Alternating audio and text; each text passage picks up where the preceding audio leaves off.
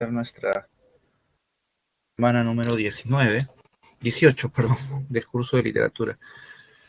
Bien, le doy la bienvenida, gracias por estar aquí. Buenos días, Coraima, Eduardo, Grecia y Sandra, Sandy, buenos días, gracias por estar aquí. Buenos días a nuestra tutora Ninoska que nos acompaña. Vamos a iniciar esta semana recordando que debemos de leer, de todas maneras, La ciudad de los perros, muy importante. No solamente para el desarrollo de esta semana, sino sobre todo para el examen.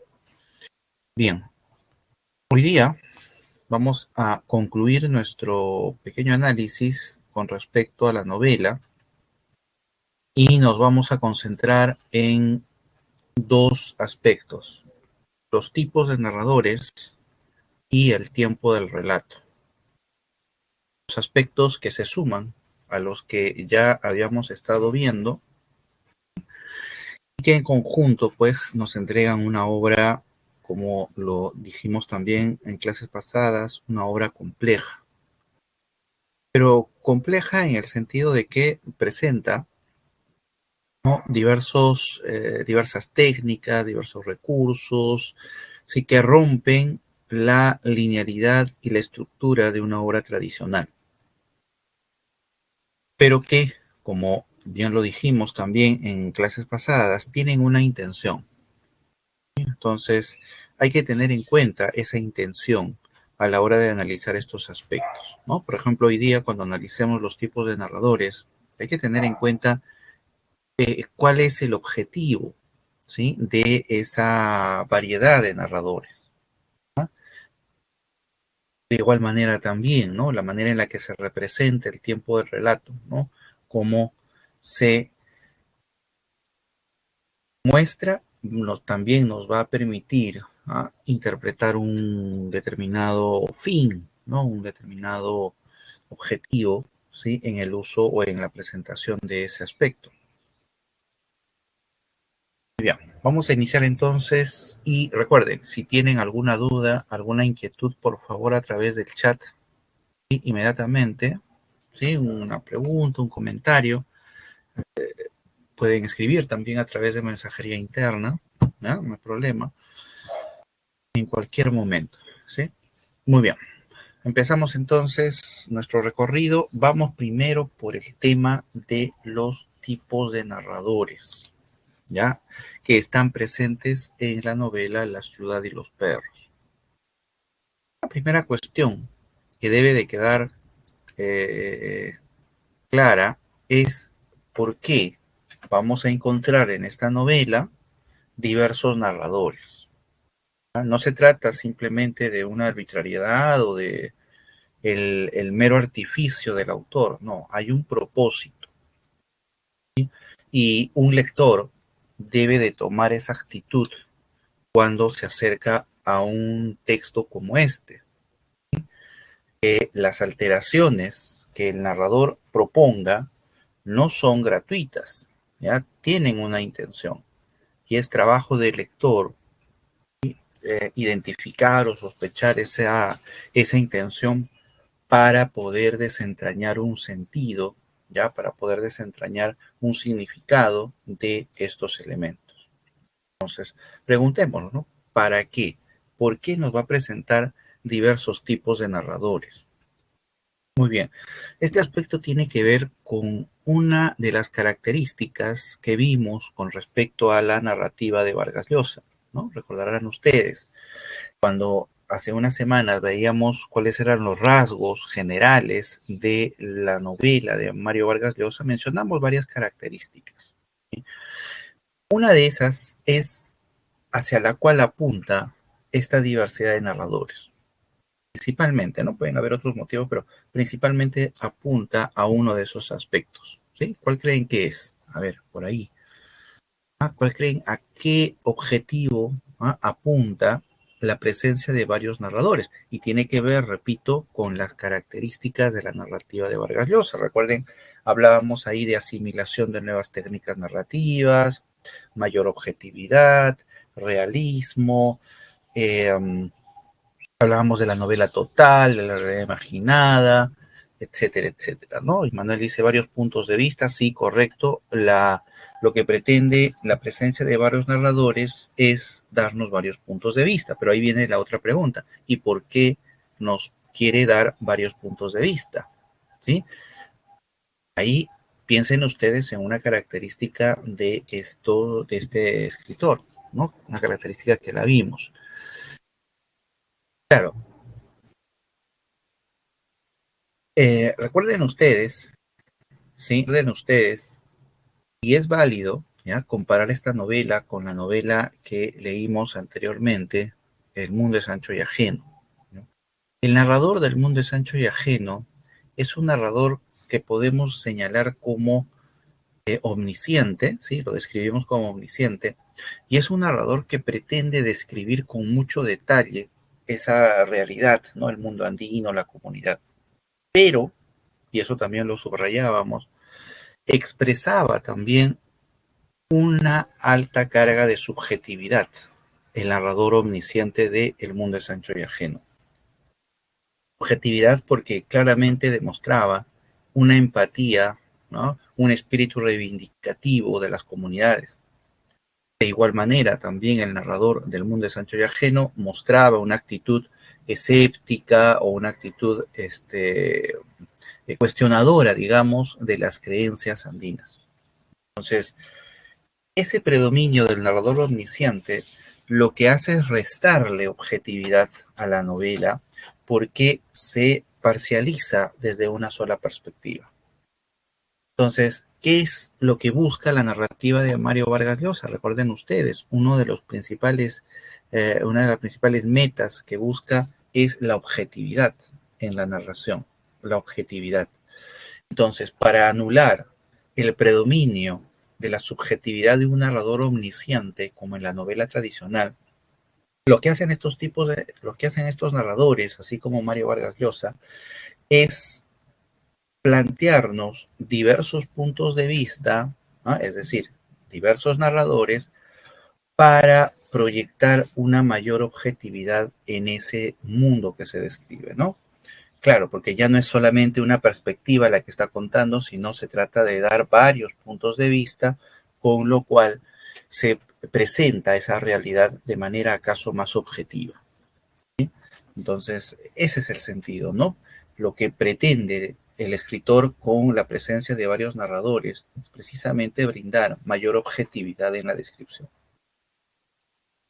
Muy bien, vayamos entonces ahora a clasificar los narradores. Ya existen varios tipos de narradores, algunos personajes son narradores también, y vamos a clasificar los tipos de narradores en tres grupos: el narrador externo, interno y mixto.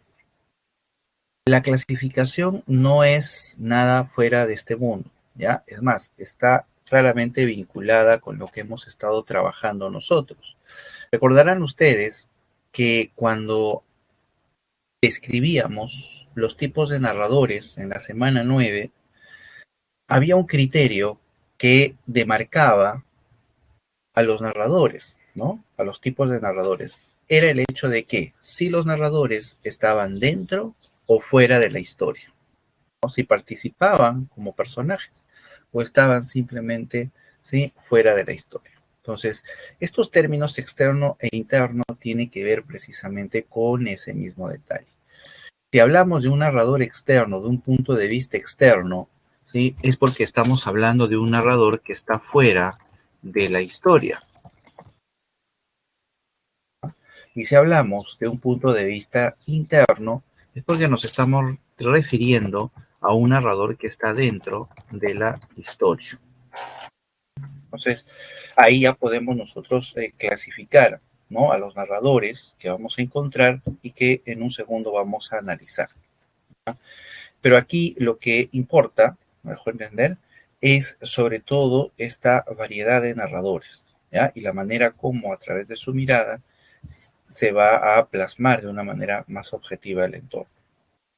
Hay un tercer tipo de narrador o una tercera perspectiva que es el narrador mixto, lo hemos puesto así. Más adelante lo vamos a explicar con un poco más de detalle, pero ya estoy seguro que ustedes deben de estarse dando cuenta de su característica: mixto, mezcla, combinación, ¿sí? Estamos hablando de un narrador que va a combinar la perspectiva interna con la perspectiva externa, ¿sí? Combina las dos dentro de la narración. Vamos a explicarlo con mayor detalle en un segundo, solamente aquí una visión panorámica general sobre estos, digamos, tres puntos de vista a través de los cuales vamos a clasificar los narradores de esta novela. ¿Ya? Muy bien. Vayamos entonces a ver con el primer tipo, ¿ya? El punto de vista externo. Como ya lo mencionamos, tiene que ver con el ámbito que está fuera de la historia, con los narradores que están fuera de la historia. Como ustedes bien saben, los narradores que están fuera de la historia son narradores no personajes, el omnisciente y el objetivo. En el caso de esta novela, vamos a encontrar los dos tipos de narradores. ¿Ya? No es que el omnisciente, ¿sí?, desaparezca, ¿no?, sino que está presente, pero en una menor medida. El narrador que más va a predominar aquí es el narrador objetivo. ¿Sí? Es el narrador objetivo. Este narrador objetivo, ¿ya?, es el que va a narrar la mayor parte de los hechos de la novela. ¿Cómo se distingue? Recuerden ustedes, y esto lo hemos tocado varias veces, ¿ya?, pero nunca está de más volverlo a recordar. Recuerden ustedes que la diferencia entre el omnisciente y el objetivo está en que el objetivo no presenta las siguientes características que sí presenta el omnisciente: conocimiento de la historia, eh, expresión de la interioridad de los personajes y valoración de la historia. El narrador omnisciente realiza estas tres acciones que acabamos de mencionar. Y tan solo recuerden ustedes la novela de Ciro Alegría, cuando analizábamos el narrador. Claro, conocimiento de la historia, el narrador en esa novela nos decía que cómo estaba contando, ¿recuerdan, no? Cómo estaba contando, que en este momento no voy a contar tal historia, sino lo voy a hacer después. Conocimiento. Segundo, el narrador de Ciro Alegría nos cuenta lo que los personajes piensan y sienten. Y además también valora los hechos, es decir, emite juicios y opiniones, ¿ya?, devela un punto de vista sobre esa historia que está contando. Entonces, esos elementos delatan una subjetividad profunda o presente en el omnisciente. Todos esos rasgos no los muestra el narrador objetivo. ¿Ya? Un ejemplo de lo que estamos hablando es este fragmento que se ha insertado en la diapositiva. Proviene de la novela, obviamente, ¿no? Dice: entrecerradas entre la avenida Alarco, el Malecón y la calle Porta, hay media docena de manzanas, un centenar de casas, 2 o 3 tiendas de comestibles, una farmacia, un puesto de refrescos, un taller de zapatería y un solar cercado donde funciona una lavandería clandestina. Las calles transversales tienen árboles a los costados de las pistas, ¿no? En ningún momento el narrador se detiene a explicarnos, o mejor dicho, a decirnos qué es lo que va a suceder después. Tampoco nos explica los sentimientos o emociones de algún personaje, y mucho menos emite algún juicio. Es simplemente una descripción directa de los hechos o los ambientes de la novela, nada más. Ese es el tipo de narrador que va a predominar en la novela. Ahora, hay una cuestión que hay que tener en cuenta cuando analizamos los narradores, ¿ya? Y es que en el caso de estos narradores fuera de la historia, suelen presentarse a través de la tercera persona, ¿ya? No es que los determine, ya no es que necesariamente siempre va a ser así, pero digamos que una evidencia clara de que estamos en un punto de vista externo es la tercera persona. Ahora, esta perspectiva es la dominante en la novela, es decir, la perspectiva externa es la que más predomina. La presencia del narrador objetivo y la presencia del omnisciente es la mayor dentro de la novela. ¿sí? Y dentro de estas dos, recuerden, es el narrador objetivo el más importante, el más predominante. Entonces, con eso también podemos nosotros subrayar la intención de objetividad que tiene la novela, ¿no? La intención de brindar una visión completa, una visión imparcial, ¿no? Donde todos los puntos de vista, digamos, se congreguen, ¿no? Muy bien. Esto es en cuanto a los narradores fuera de la historia, ¿no? Ahora vayamos a ver el punto de vista interno.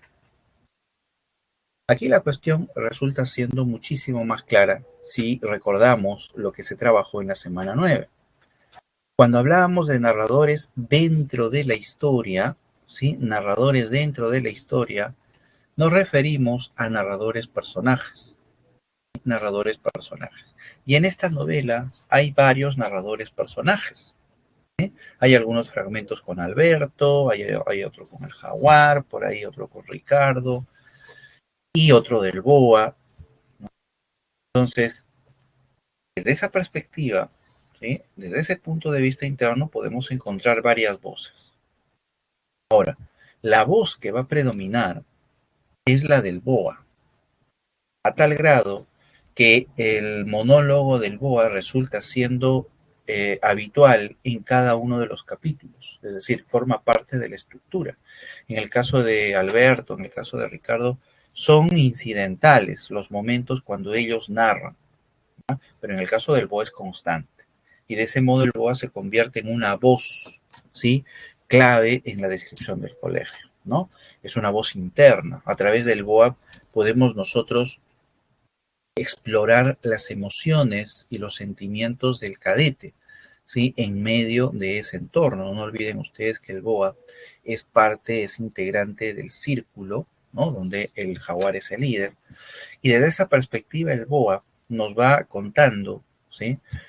Sobre todo los ámbitos del colegio, ¿no? Los hechos del colegio, ¿no? Pocas veces se detiene el BOA a hablar de sí mismo, ¿no? Por ahí habla un poco de sus padres, sus hermanos, pero no va más. Alude, ¿no? A vamos a llamarlo personaje, pero a la malpapeada, ¿no? Que es este animal que lo acompaña, ¿no? A lo largo de los monólogos, con el cual casi prácticamente dialoga, digamos. Estamos ante entonces un personaje muy importante en la novela, ¿no? Porque a través de él, repito, se nos permite observar las emociones, ¿sí? Los sentimientos. Por ejemplo, en la primera parte hay un momento cuando expulsan al cadete Cava, ¿no? Cuando expulsan a Cava, ¿no? Debido a que se ha robado el examen de química. Ese hecho es narrado desde dos perspectivas claramente contrastadas. Por un lado, está la perspectiva externa, ¿no? Que nos va narrando todo el recorrido de Cava hasta su expulsión.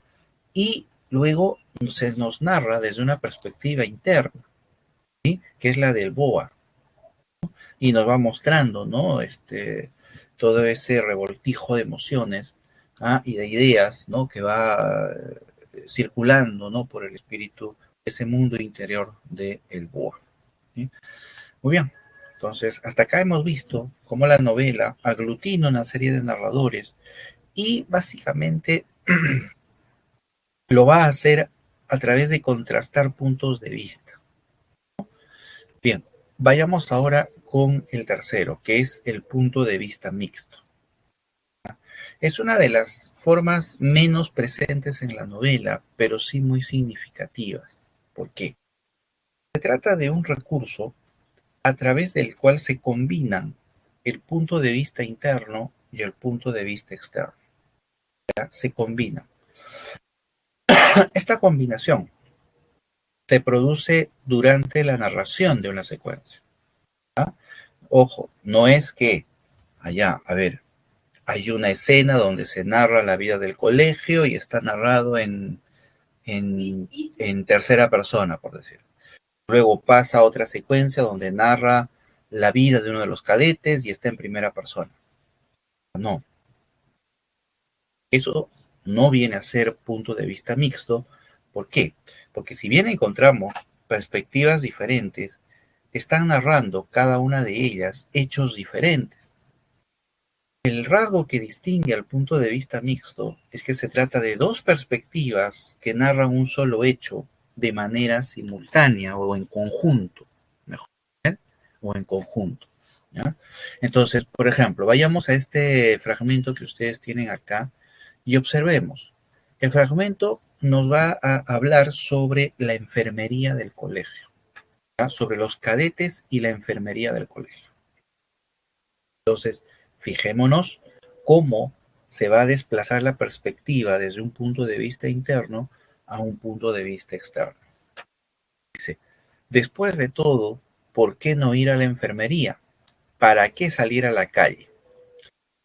En esa primera línea, claramente se observa una subjetividad, ¿sí?, que está narrando, ¿ah? Una subjetividad que está narrando, ¿ya? Lo cual ya nos acerca a un punto de vista interno, ¿ah? Podría ser el narrador omnisciente, pero la verdad, el narrador omnisciente en esta novela no llega a tales extremos. Lo que sí hace el narrador de Ciro Alegría. El narrador de Ciro Alegría sí se pone a reflexionar, ¿sí? Se hace preguntas, ¿no?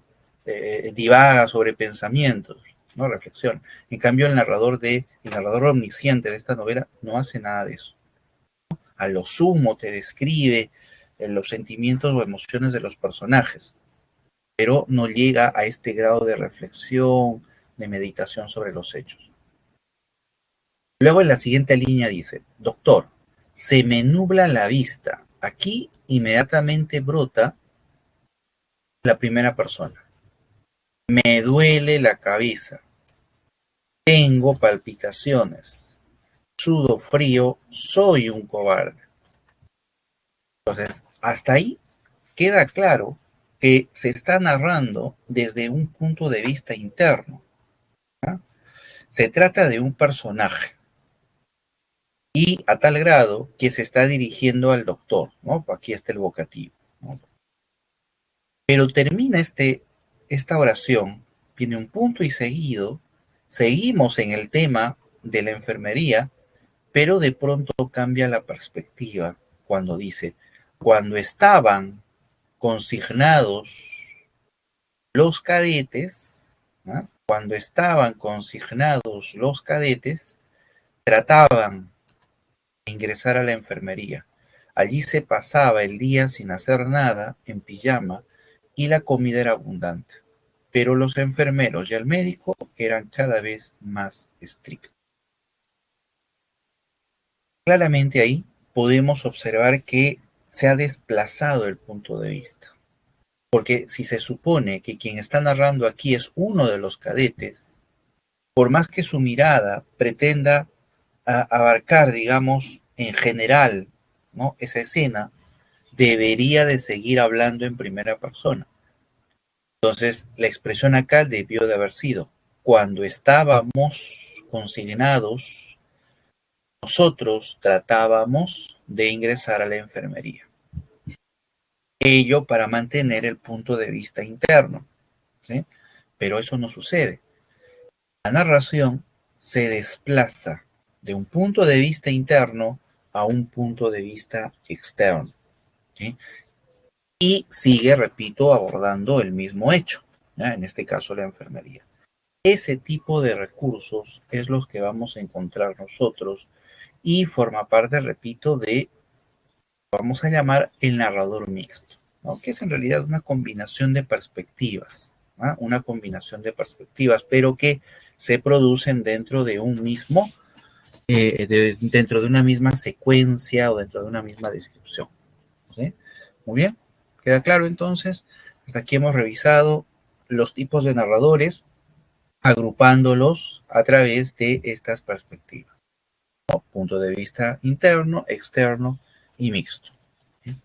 Muy bien, a ver, veamos, vamos a ver algunas de las preguntas, ¿sí? Algunas de las preguntas. Vamos a ver algunas de las preguntas. A ver, esta es la pregunta número 2 del cuadernillo. ¿Ya? Esta es la pregunta número 2 del cuadernillo. en el cual vamos a identificar el tipo de narrador. Vamos a identificar el tipo de narrador. Bien. A ver. Recuerden ustedes, ya, una cuestión previa y muy importante. Recuerden ustedes que cuando vamos a acercarnos a una pregunta de este tipo, con un fragmento para leer, lo recomendable es primero revisar la pregunta. Revisar la pregunta con la intención de ver cuál es el tema sobre el cual se está inquiriendo. Entonces, antes de leer el fragmento, primero bajen y revisen rápidamente, ¿no? De qué se está preguntando. Entonces, ustedes revisan y dicen, allá, a ver, narrador, punto de vista, tercera persona, ya. La pregunta es sobre narradores. Bien, entonces, ahora sí lo voy a leer. Esto para evitar, ¿no?, que perdamos nuestra lectura, porque ahora nos concentramos solamente en los narradores, ¿ya? No nos pregunta sobre temas, no nos pregunta sobre personajes, no nos pregunta sobre técnica narrativa, nada. Entonces, solo me voy a concentrar en los narradores y por lo tanto tengo que identificar qué tipo de narrador o narradores está presente en el fragmento. Entonces, ahí es donde ya voy a leerlo con una intención mucho más fija, ¿no? Entonces, eso nos ahorra tiempo, además. Dice, los cadetes permanecían en sus literas o ante los roperos, miraban las paredes malogradas por la humedad, las losetas sangrientas, el cielo sin estrellas que descubrían las ventanas, los batientes del baño que oscilaban. Hasta aquí, claramente observamos una perspectiva externa, ¿sí?, una narración en tercera persona, y vamos también acercándonos, ¿no?, sobre todo también a si se trata, ¿no?, de una narración objetiva o es un narrador omnisciente. Entonces ahí también ya empezamos a ver esas características, ¿no? Si empieza a contarnos el mundo interior de los personajes o si nos dice algo más de lo que se sabe en la historia, ¿no? Dice, no decían nada, apenas se miraban entre ellos, luego continuaron ordenando los roperos, tendiendo las camas, encendieron cigarrillos, hojearon las copias, surcieron los uniformes de campaña, lentamente se reanudaron los diálogos, aunque tampoco eran los mismos. Había desaparecido el humor, la ferocidad y hasta las alusiones escabrosas. Las malas palabras, curiosamente, hablaban en voz baja, como después del toque de silencio, con frases medidas y lacónicas sobre todos los temas salvo la muerte del esclavo. De ahí, ustedes pueden identificar que la narración está en tercera persona, por lo tanto es externo, y vemos que el narrador no está diciéndonos nada más sobre la historia, no valora ni enjuicia, y tampoco nos cuenta qué sienten o piensan los personajes. Muy bien, entonces vamos al verdadero o falso. Dice, emplea el punto de vista externo. Eso está clarísimo, ¿no? Tercera persona. Entonces, bien, esta es verdadera. Se trata de un narrador mixto. Sería mixto si en ese bloque de pronto esta tercera persona pasara a primera persona, ¿no? Es decir, cambiara de perspectiva. Y como no lo hace, no vamos a clasificarlo como mixto. Utiliza la voz en tercera persona. Sí, correcto, esa es la constante y por eso se va a distinguir como un narrador externo. Mantiene una mirada subjetiva. No, lo que hemos visto es que mantiene una mirada objetiva en realidad, ¿ya? Ojo, el hecho de que sea un narrador em, externo, ¿ya? Que sea un narrador externo, no quiere decir que no pueda mostrar subjetividad, ¿ya? Eso porque el narrador omnisciente lo hace. En cambio, el narrador objetivo no, ¿ya? Pero hay que tener muy presente. Pero en el caso de aquí, como hemos visto, no estamos ante ninguna expresión de subjetividad, entonces claramente se trata de un narrador objetivo. En ese sentido, la clave viene a ser la A, ¿no? Muy bien. Vayamos a ver la siguiente. Tenemos tres también para ver cuál es el tipo de narrador. Aquí nuevamente el consejo que se había estado señalando, ¿sí? Primero, acérquense a la pregunta, al enunciado, ¿no? Vean de qué trata la pregunta. Entonces ustedes vuelven a ver y dice narrador, primera persona, Ya, muy bien, me pide identificar cuáles son los enunciados, ¿no? Correcto, sobre los narradores.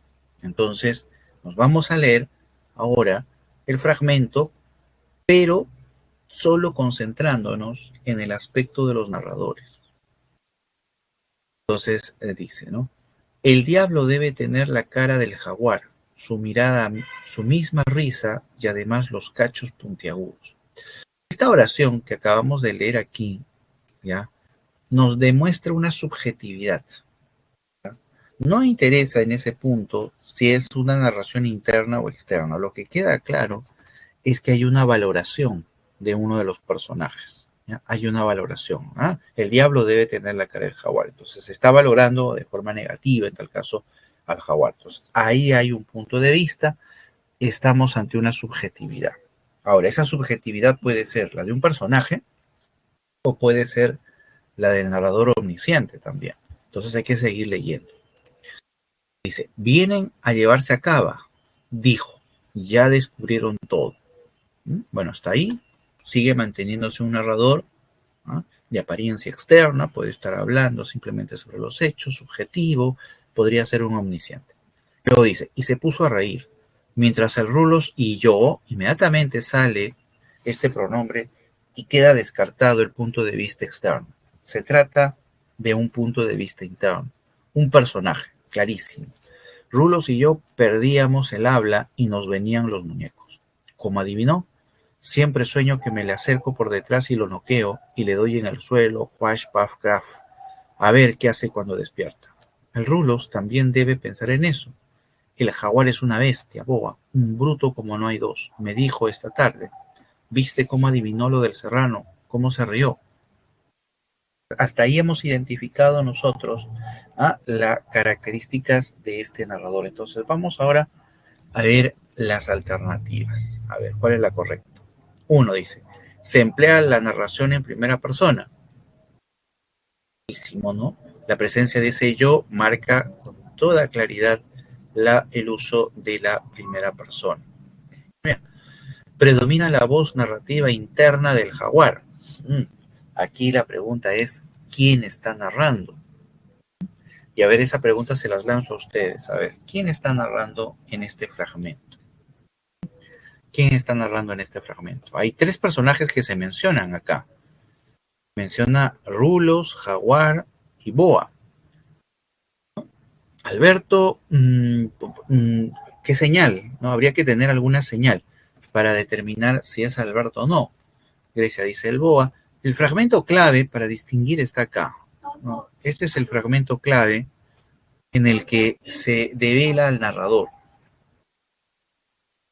Dice, el jaguar es una bestia, boa, un bruto como no hay dos. Me dijo esta tarde, viste cómo adivinó lo del serrano, cómo se rió. A ver. ¿De quién se está hablando acá? El Rulos también debe pensar en esto. Ahora es una bestia, boa, un bruto como no hay dos. Me dijo. Ese me dijo, ¿a quién se refiere? Se está refiriendo a Rulos. ¿Ah? Se está refiriendo al Rulos. El Rulos le dijo. ¿Qué le dijo? El jaguar es una bestia, un bruto como no hay dos. Y en esa frase que dijo el Rulos, que le dijo el Rulos, hay un vocativo. Ustedes saben lo que es un vocativo, ¿no? Un vocativo es el que alude al receptor del mensaje. Entonces, el Rulus le dijo al Boa que el jaguar era una bestia. ¿Quién está contando entonces? El Boa. El Boa es el que está contando. Este es un monólogo del Boa. ¿Ah? ¿Ah? Ya con las preguntas de ese tipo, pueden venir preguntas de ese tipo donde hay que analizar, ¿sí? Y algunos elementos, por ejemplo, aquí, ¿quién era el que estaba narrando? Ya, importante. Entonces, la 2 no es la clave, ¿no? Porque quien está narrando es el boa, no el jaguar. Luego dice, muestra una mirada objetiva de los sucesos. No puede ser objetiva. Ningún narrador personaje es objetivo. ¿Ya? Ningún narrador personaje es objetivo. Eso solamente lo puede ser, digamos, en cierto modo, el narrador externo, al cual hemos llamado narrador objetivo. Digamos. 4 dice, presenta el punto de vista interno del BOA. Ya queda claro. El narrador es el BOA y el BOA está narrando desde su propio punto de vista. Entonces, nos está mostrando su visión interior, ¿no? El punto de vista interno del personaje BOA. Entonces, aquí el último enunciado es correcto. Por lo tanto, la clave correcta viene a ser la B, ¿no? Viene a ser la B. ¿Sí? ¿Está bien? Muy bien. Cualquier duda, pregunta, recuerden, por favor, a través del chat en cualquier momento. No hay problema. ¿Sí? Bien. Ahí es donde viene eso. Muy bien la observación, César, pero aquí hay un detalle que nos permite señalar lo siguiente, ¿no? Me dijo. Voy a borrarlo todo para entender. Esta expresión, ¿ya? La dijo el Rulos, ¿ya? Pero ¿a quién se lo dijo? A quien nos está narrando acá. Me dijo. El Rulos me dijo. ¿Qué le dijo? El jaguar es una bestia, un bruto, muy bien. Pero en esa frase que quien narra ha insertado contiene un vocativo. El Rulos, al decir esta frase, le estaba hablando al BOA. Y esta frase fue dicha al narrador. Por lo tanto, el narrador y el BOA son la misma persona. ¿Sí? ¿Me dejó entender? ¿Sí? Se está dirigiendo al BOA. ¿Sí? Y es por eso que el BOA es el que está diciendo, ¿no? Es como, si yo recordara, dijera, ¿no? Mi papá me dijo, ¿no? Hijo, tiende la cama, ¿no? Entonces, ese hijo tiende la cama, ¿a quién está referido? A mí. Yo que soy el hijo, pero yo estoy contando a la vez lo que mi padre me dijo. Entonces, eso es lo que estamos viendo ahí, ¿no? Entonces, por eso la deducción es que quien está hablando es el BOA. ¿Sí? Muy bien. ¿Sí? ¿Queda claro? Bien. Vamos acá y acá se nos presenta la pregunta número 4, pero bueno, ha salido con el solucionario. Sin embargo, no está de más comentarlo, ¿ya? En el caso del fragmento que nosotros observamos aquí, ¿ya? Nuevamente nos presenta o nos pregunta sobre el tipo de narrador. De lo que, repito, debemos de hacer es analizar. A partir de identificar cuál es el tema de la pregunta, analizamos el fragmento, ¿no? Dice, el primero en entrar fue el teniente Gamboa. Se había quitado la Cristina en el pasillo, de modo que se limitó a cuadrarse y hacer sonar los talones. El coronel estaba sentado en su escritorio. Unos segundos después se oyeron pasos. Gamboa se retiró de la puerta y continuó en posición de firmes. Entraron el capitán Garrido y el teniente Guarina. También llevaban la Cristina en la correa del pantalón, entre el primero y el segundo tirante. El coronel continuaba en el escritorio y no levantaba la vista. La habitación era elegante, muy limpia, los muebles parecían charolados. Bien, respecto a ese fragmento, dice, ¿cuál es la alternativa que completa este enunciado? Dice, se emplea un punto de vista el cual se caracteriza por. Entonces, ustedes analizan el fragmento y se dan cuenta que en ningún momento el narrador forma parte de esa historia. Entonces, queda claro que se trata de un narrador externo, de una mirada externa. Ahora, con eso podría ser la D y la A, pero si fuera la A, tendríamos que encontrar aquí características del omnisciente. Esto es, que el narrador presente su punto de vista, o nos diga qué está pensando el personaje, o nos cuente algo más sobre la historia. Y, como podemos ver, eso no sucede en este fragmento. Se dedica el narrador en ese fragmento solo a contarnos los hechos, lo describe simplemente, ¿no? ¿Va? Cuando Gamboa ingresa, lo que está haciendo el coronel, luego viene Guarina, solo está narrando los hechos. Entonces, no puede ser un omnisciente. Entonces, ¿qué nos queda?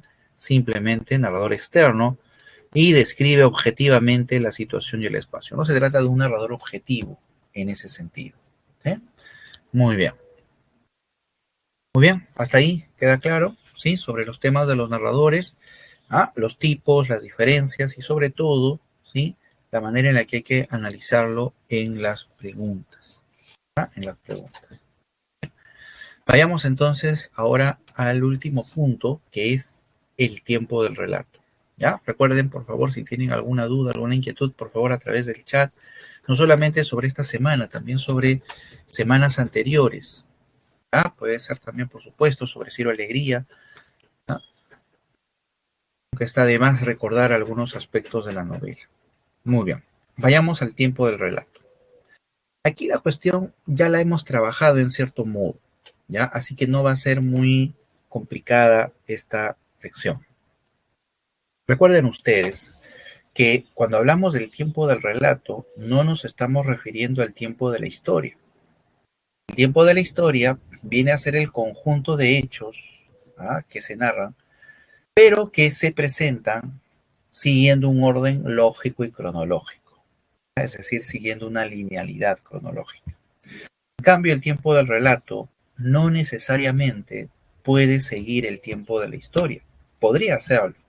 Estaríamos entonces ahí ante un relato o ante un tiempo natural, pero también podría no seguirlo. Es decir, los hechos no van a narrarse de manera secuencial, siguiendo el orden lógico y cronológico, ¿no? El tiempo del relato podría alterarse.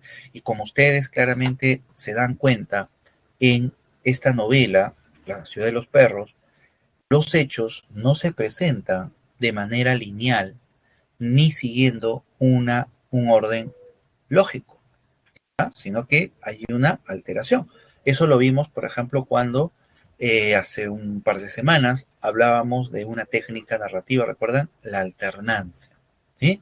Una técnica que era central en la novela, porque era la que estructura, decíamos, toda la narración.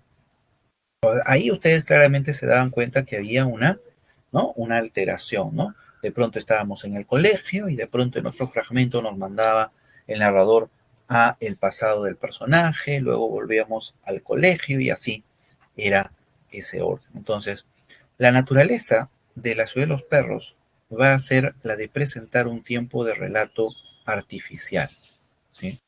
Para explicar este aspecto es bueno este esquema que les presentamos a ustedes. Acá arriba tenemos lo que vendría a ser el tiempo de la historia. Esa historia, ¿ya?, se inicia con la infancia de los personajes. Alberto, Ricardo, Jaguar, sobre todo estos tres, ¿no? Teresa también por ahí podría entrar, pero sobre todo estos tres nos muestra el narrador pasajes de su vida, de su infancia, en cierta etapa de la juventud, ¿no? Antes de ingresar al colegio. Luego viene la estancia en el colegio. En esta estancia en el colegio, inclusive hay dos momentos. Inclusive hay dos momentos. Uno, ¿ya?, es el momento de tercero y cuarto año, ¿ya?, porque recuerden que en el colegio los cadetes están 3 años, ¿ya?, y ellos ingresan al tercer año, y el quinto año. La historia central, recuerden de lo que hablábamos las clases pasadas, ¿no? Hay una historia central que gira en torno a el robo del examen de química, la muerte del esclavo, ¿no? Y todo lo demás. Esos hechos ocurren en el quinto año del colegio. Entonces, las secuencias del tercero o cuarto año son también, ¿sí?, parte, por supuesto, de la historia, pero son las que se interpolan también, ¿no? Comentábamos eso cuando hablábamos de la alternancia, ¿no? Son también las que se van a interpolar. Muy bien, después del colegio vienen los hechos posteriores, ¿sí? Que es cuando los cadetes ya salieron del colegio, ¿no? Pero claro, la novela y esto se produce o se narra en la sección del epílogo de la novela, ¿no? En la sección del epílogo. Ahí solamente se nos va a contar la historia de Alberto y la historia del jaguar, ¿no? Posterior a su estancia en el colegio. Y en ambos casos, ¿no? Veremos ahí cómo se presenta si estos personajes que han claudicado, ¿no? Personajes que al final se han sometido, podríamos decir acaso, al sistema. Muy bien, esa es la historia. Pero resulta que la historia no es, mejor dicho, el relato no sigue ese mismo orden. Que la novela no empieza desde la infancia de los personajes, empieza desde el robo del examen de química. ¿Eso qué significa? Significa que este hecho pertenece aquí. Y luego, estamos hablando, por ejemplo, del primer capítulo, ¿no? Y luego viene un fragmento sobre la infancia de Arana, y ese fragmento pertenece acá. Luego de ahí hay otro corte y viene la escena donde Ricardo y el poeta están realizando la guardia, ¿no? Justo aquella noche cuando se va a producir el robo del examen de química. Entonces, este hecho pertenece acá. Y luego hay otro corte y viene la infancia de Alberto. Y ese hecho pertenece acá. Y hay un quinto fragmento donde se nos presenta esta escena bastante truculenta, donde los personajes, los cadetes van a los gallineros, ¿no? Y terminan matando una gallina. Ese hecho no pertenece al quinto año, sino es un segmento que está más o menos por acá. No se determina exactamente en qué época se realiza esa escena, ¿ya? Pero claramente se percibe, ¿no?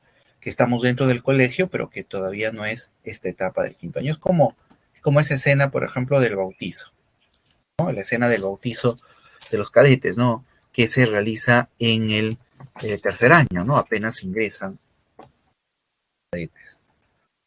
Entonces, claramente podemos ver nosotros, ¿sí? La manera como se ha tejido la novela. Ahora, ojo, que esta imagen no les parezca a ustedes una especie de tallarín, una especie de, de laberinto, ¿no? Y digamos, mira, esta novela es muy difícil, muy compleja. No, no, no, un momentito. La novela es en realidad bastante ordenada. La novela es bastante ordenada. No sigue el orden tradicional. Sigue un orden bastante lúdico, pero tiene sentido. Eso es lo que quiero que se les grabe a ustedes al final de todas estas sesiones sobre esta novela. Todos los recursos que el autor emplea tienen un propósito, ¿ya? Y ese propósito es el que le otorga sentido. Cuando una estructura tiene sentido, está ordenada, tiene un orden. ¿Me dejo entender? Solo que hay que comprender ese orden y hay que entender ese orden. En el caso de esta estructura del relato, del tiempo del relato, ¿ya? Tiene un propósito y lo mencionábamos hace algunas clases cuando hablábamos de la alternancia, recordarán ustedes. Ese propósito era que al insertar fragmentos provenientes del pasado, ¿no? O de otro tiempo, lo que proponía o lo que provocaba era que la historia central se complementaba, se aclaraba, se explicaban algunos aspectos, ¿no? La conducta del Ricardo, la conducta de Alberto, la conducta misma del jaguar, los hechos mismos que se producen ahí, empiezan a ser, digamos, empiezan a cobrar mayor sentido, significado, precisamente cuando nosotros empezamos a conocer esos aspectos de el pasado de los personajes. Entonces, claramente el narrador lo que trata es de que nosotros vayamos vinculando los hechos del colegio con los hechos del pasado, ¿no? Y vayamos contrastándolos y vayamos nosotros interpretando en conjunto. Hay una intención, hay un sentido, y eso es lo que debemos nosotros de rescatar, no solamente con este aspecto, sino con todos los aspectos de la novela, con todas las técnicas narrativas, el dato escondido, los vasos comunicantes, todos tienen esa intencionalidad. Entonces, la novela no es compleja, ¿no? La novela no es compleja, ¿sí? Lo que pasa es que tiene una estructura, ¿sí? Tiene una estructura que exige, ¿sí? Una mayor participación del lector, ¿sí? Para descubrir precisamente esos sentidos que la novela ha ido sembrando, aunque de manera subrepticia, ¿no? Es decir, oculta. Muy bien. Con esto entonces concluimos nuestro repaso de la novela y también la revisión de los aspectos, ¿sí? Tanto de no solamente la ciudad de los perros, sino también de El mundo de Sancho y Ajeno. ¿Ya? Son dos novelas las cuales eh, van a ser evaluadas en el examen, ¿no? Esta última diapositiva nos muestra a nosotros la manera como se han ido intercalando tanto el pasaje que viene del pasado como los que se centran en la historia principal, ¿no? Que viene a ser precisamente la del robo del examen de química, ¿no? Ahí se va alternando. Esa es la idea del tiempo del relato. Muy bien. Les presento a ustedes entonces las claves de esta semana. No sé si tienen alguna pregunta, duda, inquietud, tal vez final, sobre lo que se ha venido trabajando. Mi última invocación es, por favor, lean la novela. Sí, es muy importante. En la novela hay mucha información que no la van a encontrar ni en resúmenes, ni en la película. Ya por ahí alguien alguna vez creo me preguntó sobre la película. Lean la novela. Es fundamental para el examen, ¿no? Muy bien, con esto entonces concluimos. Muy bien, les agradezco entonces a ustedes mucho su presencia, su puntualidad y les deseo la mejor de las suertes. Lean y con mucho cuidado siempre las preguntas, siempre teniendo en cuenta qué es lo que se les está preguntando, ¿sí? Las respuestas siempre están en la pregunta. Muy bien. Acabamos entonces, les agradezco muchísimo. Cuídense mucho, por favor, cuiden a su familia, porque así